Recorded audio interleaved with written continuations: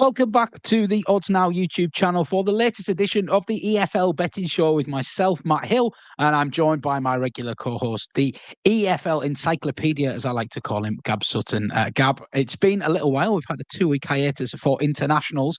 Plenty of EFL players involved in those internationals as well. I think we were discussing this last week. It feels increasingly like there might be a case for the EFL just completely shutting down in international breaks. I don't know if you want to talk about that a little bit more, maybe. Sure, yeah. I think there's something. I feel for fans a little bit where you've got this kind of corridor of uncertainty where there's no Premier League or Championship, fine. We know that in international weekends, League Two is mainly going to go ahead, but there's this sort of corridor of uncertainty for League One where the fixtures are listed there up until I'm not sure when it is, a couple of weeks beforehand or a few weeks.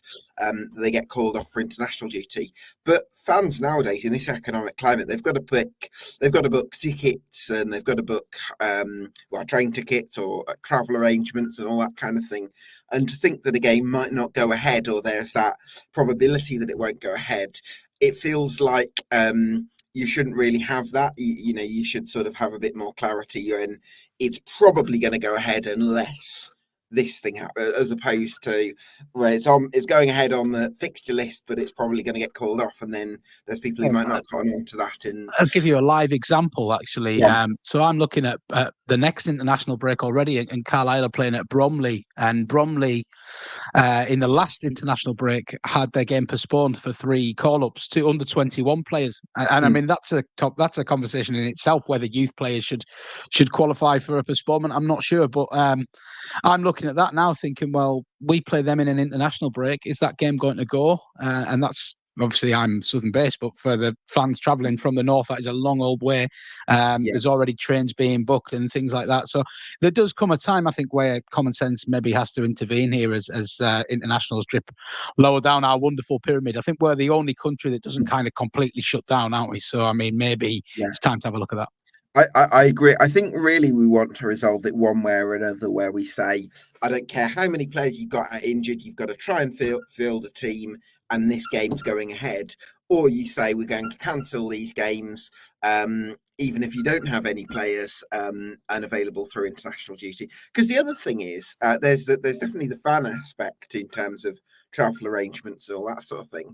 But there's also, I don't know about you, Matt, I don't like looking at league tables when one team's got 3 games in hand. Yeah, I'd much rather every team, wherever possible, has played the same number of games, because I think it's much easier to get a awful. Yeah, I totally agree, mate. And to be honest, I think yes, you're gonna have waterlogged pitches and what have you, and unavoidable circumstances throughout the season. But this is one consistently now where every single international window you've got 6 or 8 teams playing and then 14 or 16 not, and it's just it does seem to me like something that could be so easily fixed with like a blanket ruling one way or the other. I feel like all fans would get on board with it as well. I mean, we all want to see as much football as possible, but there's nothing worse than planning your weekend around a game only for it to go at the last minute. It's awful. And yeah, it seems like we've resolved that for the EFL, actually. So if they're listening, that's we've literally done your job for you there. So happy days. Well, we are ultimately here to preview this weekend's upcoming action, and we like to take a couple of games from each division, and Gab gives us his wisdom and picks out a little bet for us from these games as well. So obviously, with the caveat, please do gamble responsibly if you are having a flutter. Gab's been in good form so far this season in the opening couple of shows, so we'll see if that can continue. We're going to jump in the Championship with QPR versus Portsmouth, which is our first game. Now, Gab, we talked about Portsmouth on our first show, and it was quite downcast, and they didn't enjoy a great start to life back in the Championship under John Mousinho. I actually asked you whether you could foresee a position where he could become under pressure. Well, now I think you're going to give them a nice positive write-up. Is that correct? It's more price-based, actually, Matt. I think. Okay. Sorry, Pompey fans, I've over-egged it there. I think if you look at the pricing, QPR are 10-11, and QPR are 11-4. So that kind of suggests, for me, that would be more appropriate if QPR were a top half side, say, and Portsmouth were down the bottom. Yeah. But QPR have struggled so far this season as well. They've tried to play out from the back, as Mauricio Fuentes has wanted to move towards, hasn't necessarily got the players to do it. He's had a centre-back pairing of Steve Cook and Jimmy Dunn trying to play out from the back, who aren't necessarily at that sort of level. Probably not got the quality in midfield to do what he wants as well. So for me, I think QPR have got their challenges in terms of playing the way Cifuentes wants, and bearing in mind that their best results under Cifuentes came when he was slightly more direct. But the other thing is Portsmouth, although they did get battered 6-1 at Stoke a couple of weeks ago, I don't think they've been a million miles off in terms of performances. In most games, no, fine margins. Or like, if you think they played Sheffield United a few weeks ago and they managed to create the better chances, it was a 0-0 draw. They went to Burnley, they only conceded the winner in injury time. These are top sides at Portsmouth that managed to get a point at Ellen Road on the opening day. So for me, Portsmouth, other than the Stoke game, which is a massive outlier, I don't think they've been too far away. And I think there's a danger that sort of the traders are kind of writing off Portsmouth. But I still think there's time for them to amend their form. And I don't think they're as bad as maybe the table suggests. And I certainly don't think they're as bad as possibly the prices suggest. Now, I've got to say, I'm just looking at Portsmouth's recent fixtures, and you're right. They have had a horrendous start in terms of the teams they've played. They've played Leeds, Luton, Middlesbrough, Sunderland, West Brom, Burnley, Sheffield United, all teams we would expect to be up there challenging for top 6, top 7 berth. So they do look like they've maybe had a bad bit of variance against them there.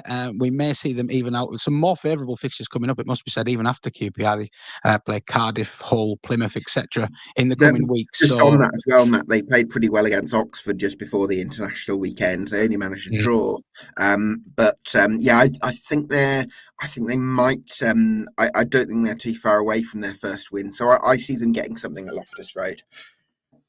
Yes, so Gab's pick for this game is Portsmouth or the draw double chance, which can be backed at just shy of even money with Betfred, who are currently top price on that bet. And I do like that. And you touched on something with QPR that I think we might be able to revisit at the end of the show with a new club in focus that we're going to talk about. But I like this discussion of playing out from the back and not having the players to do it. It's very relevant for me at the moment. So we'll come on to that a little bit later on. But we do have some more betting business to attend to. First, we'll stick in the Championship for our second match, which is Sheffield Wednesday at home to Burnley. Now, this is two more sides that we've discussed already this season. I know you're very positive on Danny Roll and Sheffield Wednesday. Burnley, we've tried to take on a couple of times with reasonable success as well. And I'm guessing this is going to be a sort of similar story here, Gab, of just a team that can sort of find their ways through this Burnley team. Yeah, so Burnley started their season with 4-1 and 5-0 victories over Luton and Cardiff. But since then, they've actually sold 8 players that featured in either of those games. And even in the Cardiff game, it was like they did win 5-0, but it was like for an hour, it was a bit unconvincing. And then sort of the substitutes changed it and they kind of ended up running. So I actually don't think Burnley are as good as the table suggests. I think they probably struggled to create chances. They've been decent enough defensively, but I don't think I don't really rate Scott Parker as a coach, whereas I do rate Danny Roll, and I actually think Sheffield Wednesday have been better than the table suggests. So, that they've had a couple of results, I think, against Luton and QPR, where they only managed to get a point from those 2 games, but they could have easily won both. And it's a stage of the season where the extra 5 points would actually do wonders. And if Sheffield Wednesday were, let's say, 7th coming into this game, there's no way they'd be priced as big as they seem to be. So for me, Sheffield Wednesday are very underrated. I think they're a better footballing team than Burnley. I think Burnley have a little bit more individual quality, but I think there's a possibility that the sort of chance creation that potential that Sheffield Wednesday have kind of outweighs that a little bit, which is why I'm going with Sheffield Wednesday and both teams to score at 5-1. I think that's a really nice run of that. It's a huge price. It really is. Burnley, just looking at the last 3 results, only 8 shots on target in their last 3 games from both sides combined. So they really are struggling in the chance creation stakes, as you suggest. But Yeah. I was going to say, and you've already kind of touched on it there, but they're not giving up that many chances. But you just think Sheffield Wednesday have got that extra little bit of class versus their most recent opponents, which have been Preston, Plymouth, Oxford. Yeah, for sure. I think the other thing is Burnley. I see Burnley causing some problems in this game on the counter attack because they like sort of playing those passes down the sides and kind of carving teams open that way, which you can't really do against deep defensive blocks. So I think they can. I see it being actually a game where Burnley might be able to get something on the counter attack that way, but I also think that Sheffield Wednesday will be the best, one of the best footballing sides that Burnley have come across. I thought they were a bit lucky to get that 1-0 victory at Elland Road, and I've just got a feeling with Sheffield Wednesday, with the quality of Barry Bannon in midfield, Shea Charles has been a good signing for them. I like Dishon Bernard at the back. I'm a big fan of Svante Gelson in midfield and his movement and just how well coached they are in some of those patterns of play we're seeing from Danny Rowe. I think for Wednesday performing like a top 10 side for me. So yeah, I'm going to go with it. I like it. Very well explained as well. And Sheffield, yeah, recent results, good win at Coventry, convincing home win over West Brom, and a 0-0 draw in between that Bristol City, which is not a bad result either, really. So that's Gab's second selection. We move into League One then, and Cambridge taking on Wigan is our first port of call. Gab, Wigan are just a little bit of an outlier, aren't they, in League One at the moment? Just not really scoring any goals, not conceding any goals, literally not any goals. Yeah. And given they sold such an influential defender as well in the summer, it's been a remarkable rearguard effort from Wigan in the last few weeks. Now, I can see your angle into this game here. You're backing Wigan to keep that sort of mean defence up against a Cambridge side that have been quite porous at the back, must be said. Yeah, they certainly have, haven't they? Yeah, I think Charlie Hughes could have been a big loss for Wigan, but they've kept that defensive solidity. I think they've got one of the best. Excuse me. I think they've got one of the best young goalkeepers in the country in Sam Tickle. But it's not just him. I think they've got a really solid back line. Will Aimson was nominated for Player of the Month in League One for September, so that shows you how well he's performing. James Carragher is a very versatile defender, a bit of a chip off the old block. So yeah, I think Wigan Athletic are very resolute defensively. They could have striker Joe Hugel to come back into their team for Saturday as well, which is going to boost them. Whereas Cambridge, I think, have really struggled so far this season. I think they've been very error prone defensively. So, and also they've not really had much going forward, have they? So for me, Wigan Athletic, I'm happy to back them, and I'm actually quite surprised to get them at I think it was 3-1 for the win to nil for a side that's just kept seven straight clean sheets at bottom of the league. I think that's a really nice price. I'd probably make that one my nap, Yeah, I gotta say, like, if I was going to pick your nap for you, it would be that one. That is a fantastic price on the bare face of it, and it is the kind of one where it feels too good to be true, and maybe Cambridge will score after 2 minutes or something and just shoot it down. But we shall see. I do really like that one, Gab, I must say. It'll be the other CUFC, Matt. Yeah, they'll be the first to concede. Yeah, and no doubt about it in my mind. Anyway, we'll get to them. First, we've got to touch on your boys, Lincoln.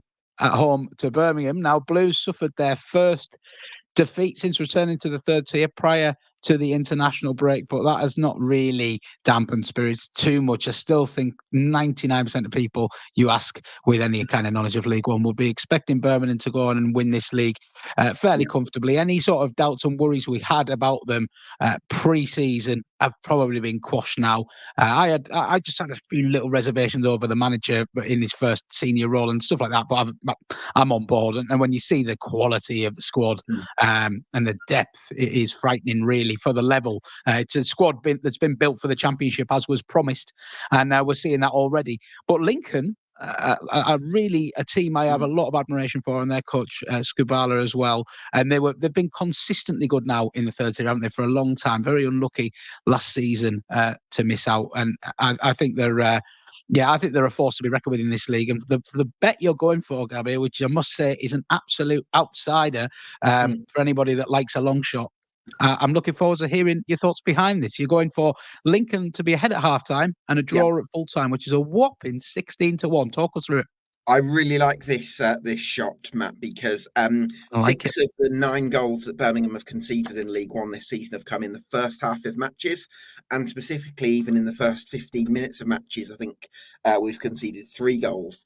And I think that's because the way we play out from the back and we're so patient, I think it encourages aggressive, high-pressing, energetic sides to sort of go and swarm after us. And I think sometimes we can struggle with that early on, especially given that we've got goalkeepers in Ryan Alsop and basically Peacock Farrell. Neither of whom easy for you to say. Exactly, yeah. Neither of whom have necessarily set the world alight so far. So I think other opposing sides have gained some encouragement against us in those early stages. And I actually rate Lincoln City as one of the best pressing sides in the league because of the work ethic of Joseph McCarmer and Freddie Draper. So I actually think Lincoln City are going to swarm over us and put us under lots of pressure early on and maybe even get themselves ahead. But then I think we'll find our feet a bit more in the second half, and our quality will probably show then because Lincoln won't be able to sort of sustain the press. They'll have to drop in a bit more, and even with a few absentees, I think we've got someone like Mark Leonard who you give him some space on the ball and he's a quality footballer as a playmaker, and he'll come in, I think, for Iwata, who's absent for this game. So for me, I think that our sort of embarrassment of riches and laudable depth is going to come to the fore in the second half. But I actually think Lincoln might be able to get themselves ahead at half-time. So bit of a long shot, this one, 16-1. I think Lincoln City lead at half-time, and I think the game will finish all square. Oh, we all like a long shot, don't we? I really like that. And that's interesting insight. That's maybe the kind of insight you only get from someone who's kind of following their own team very closely and noticing these very little things that probably aren't factored into the prices as easily by computers and algorithms and what have you. So, could be precious insight, that. And I'm just thinking out loud here as well. Might be worth having a look at the markets when Birmingham are playing for the other team to score the first goal, because I imagine you will get some juicy prices on that throughout the season. And like you say, if you are vulnerable at the start of games, could be an angle for the viewers to be considering. One more stat you as certainly well. Can. If games finished at half time in League One this season, Birmingham City will be 13th. So it does show you, doesn't it, that we've been a little bit vulnerable in the first half of games, and it's tended to be in the second half where we'd show our class. So that's something to bear in mind in terms of the first half possibilities. I'm definitely going to be keeping a close eye on that over the coming weeks. This is the kind of nuggets I like to pick up there, Gab. I enjoyed that. And if the 16-1 lands, got a nice viral clip on our hands, haven't we? So we'll just see what happens with that one. I'll be watching closely. We dive into the basement tier then, but we're focusing on sides that have all made very encouraging starts to the season, I think it's fair to say. Grimsby versus Walsall is our first game from League Two here. And I must admit, when Gab sent me his picks over and the prices, I had to check this one twice because it just didn't feel right to me. Just felt a little bit big, particularly with Grimsby at home. You can probably tell which way Gab is leaning in this one. But Gab, it's two informed teams, but not a lot to separate them. At least you wouldn't think so, but the betting seems to think so. Yeah, a little bit like Sheffield Wednesday in the Championship. I think Grimsby Town are really underrated in League Two. I think they're a top 10 side. I think because they struggled against relegation last season, I don't know whether the traders have kind of got it in for them a little bit, but I think they're making real progress under David Artell. Yeah, I'm sure we'll come to talk about it with Carlisle, but implementing a new style of play in season is the most, one of the most difficult things for a manager with sort of progressive ideas. So Artell had to be a little bit pragmatic last season in the end, but this season he's had a full pre-season to recruit, and he's added players like Cameron McJanet and Jason Van Thorson, who have really added quality. And then he's also improved players that were already there last season, like Evan Corey's come on leaps and bounds. He signed George McEachran in midfield. They both sort of brought some fresh quality to the team. Denver Hume at left back they retained. So I think Grimsby Town are a good footballing side. I think they're maybe a little bit of a notch off the absolute best teams in the league, like Notts County and Doncaster, but I still think that they're a top 10 team, and they've actually won the same number of games as Walsall, and yet Grimsby are 11-5 for this one, and Walsall, I don't think they're odds on Walsall, but they're sort of close to even. So for me, I think it's been priced incorrectly. I think Grimsby have got a better chance than the odds suggest. And I agree with you, and I will be following that up with a wager, I think, as well. It just does seem a little bit too big. Bear in mind, the prices can change between now and Saturday. We may see a late influx of money for Grimsby. It would not surprise me in the least, but Gab's pick there is Grimsby to win, currently available at 11-5 with Unibet now.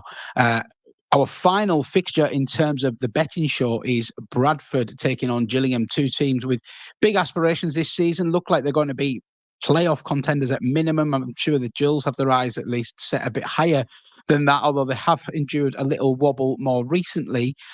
Bradford and Gillingham actually come into this game virtually inseparable, basically level on points. And they're both, I think, room for optimism, but also room for improvement as well.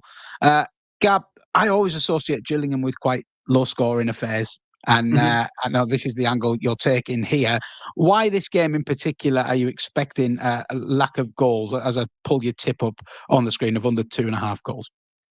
Yeah, I think Gillingham, whenever they've been able to dig out results this season, it's mainly been because of their defensive strength. They've kept 6 clean sheets in the league this season.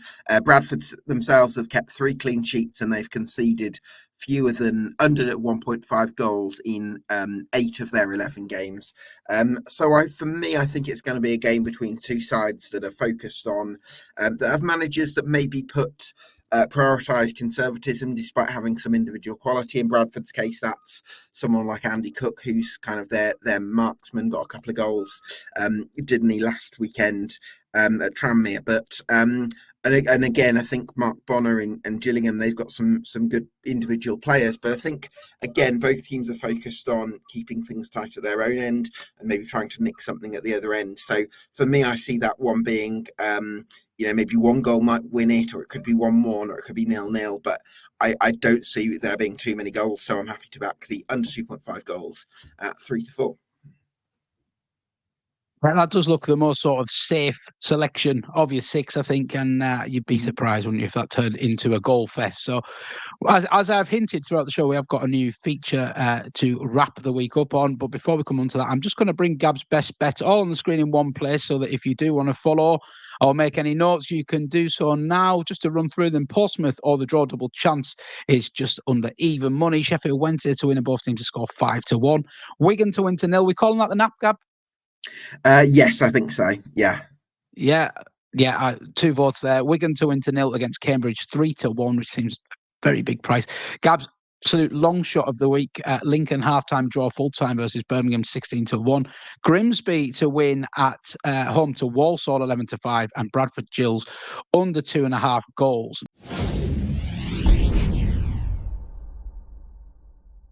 Now, I always aim for half an hour on our YouTube shows. We've got a few minutes left by that logic, and that means that we can trial a new feature, which we're going to call Club in Focus. And where better to start than my crisis club, Carlisle United, currently 92nd of 92 in the Football League. It's been a disastrous start to the season. It's been a very busy one on and off the pitch. I think me and my fellow Blues are I don't want to say an all-time low, but it's pretty low at the moment in terms of what's been served up on the pitch. I'm going to hand over to Gab and let him just grill me basically for a few minutes here. But it's like, go easy on me, Gab, please. So how much do you think, Matt, of the poor start to the season for Carlisle can be explained by the absence of Callum Guy? Because that's obviously a huge factor, isn't it? Yeah, I think it was the biggest reason behind us going down with the whimper last season as well, actually, when he did his ACL away at Leyton Orient in October or November last year. Back out on the pitch last week in a trophy game for 20 minutes and then 20 minutes in our 4-0 loss to AFC Wimbledon. He is the single most important player to this team, I would say, partially because we've got a combination of midfielders who've been recruited for a completely different style, i.e. Harrison Neal, Josh Feller, who were kind of signed up as like experienced heads, battlers for our relegation scrap. And I think Paul Simpson, obviously, who's since departed, saw them as a way of he wanted to play in League Two, but they don't fit Mike Williamson's passing style, really.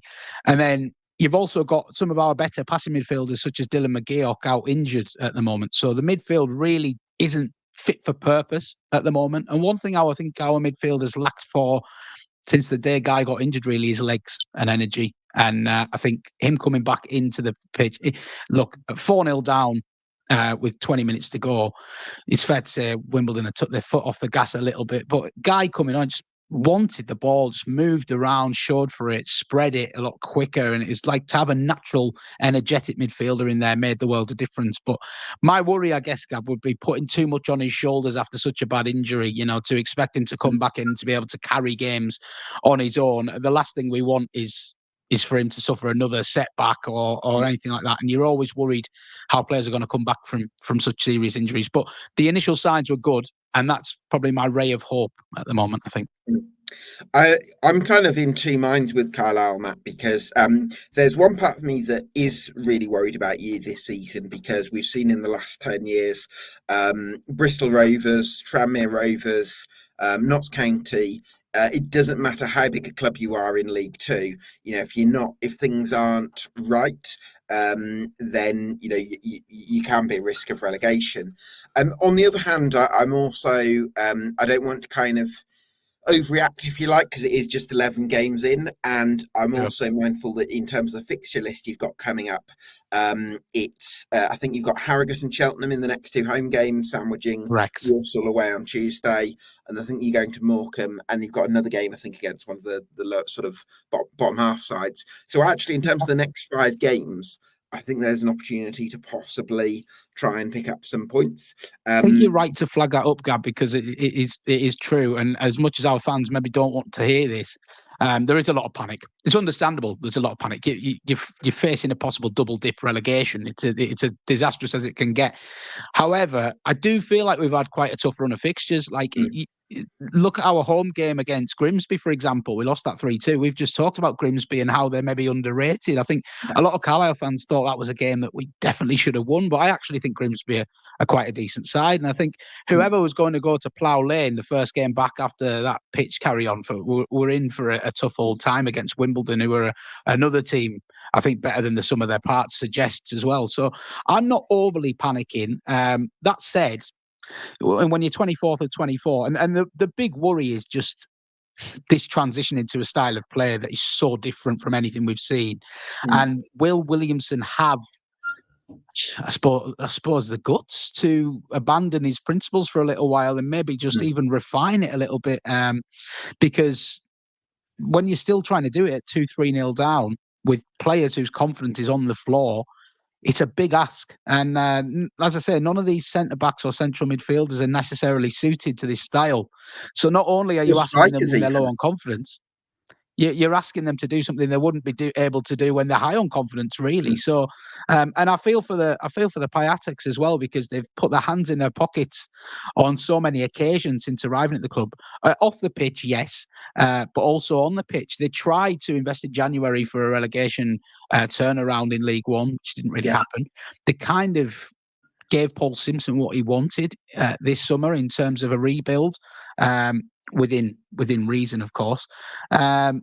And now, understandably, these guys who aren't football people, who are learning on the job, they feel like they've pulled together a really good League Two squad. But to then go and hire Mike Williamson, there's not a lot of joined up thinking there in terms of the playing style and the playing squad, which is a worry. And I think we desperately need a sporting director in, which I don't know how aware you are of that situation, but that was a bit of a muck up there where we were supposedly on the verge of getting Liam Sweeting from MK Dons, and then he's kind of agreed to take over, and then he's turned around and double bluffed us and took a pay rise at MK, and we're still looking for a sporting director. So it's a bit of a mess. The P attacks are learning on the job, and they're learning the hard way. And I honestly do think that the long-term future is very bright.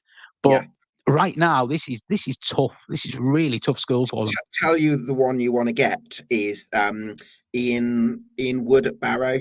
I don't know if you've been linked with him. We were linked with him, funny enough. Yeah. Okay.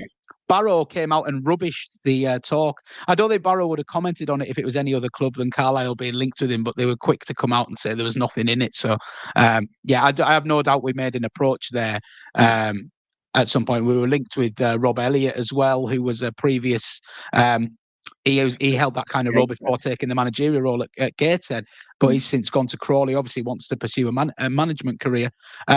So it's difficult. They're clearly being knocked back from all the noises inside the club. Interviews are taking place right now with the owners are back in the country. I would expect an announcement in the next week, and that is a big job for whoever takes it. They've got to hit the ground running. They've got to make some really tough footballing decisions, and they've probably got to tell some hard truths to these American owners who have. Quite rightly spent a lot of money and are probably wondering what the hell's going on here. We're pumping millions in and we're going backwards.